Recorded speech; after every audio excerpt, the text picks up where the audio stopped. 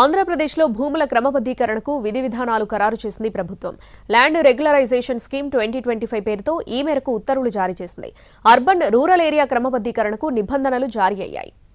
పట్టణ గ్రామీణ ప్రాంతాల్లో ఎలాంటి అభ్యంతరం లేని ప్రభుత్వ భూములను క్రమబద్ధీకరించనుంది.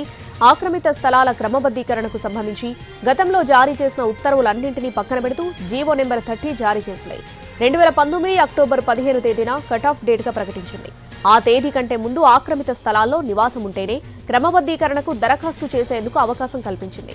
మాస్టర్ ప్లాన్, జోనల్ ప్లాన్లో నిర్దేశిత స్థలాలు, లేఅవుట్లు, కాలువలు, నదీ ప్రవాహ గట్లు, ఇతర జల వనరులకు సంబంధించిన స్థలాల్లో క్రమబద్ధీకరణ సాధ్యం కాదని స్పష్టం చేసింది సర్కార్.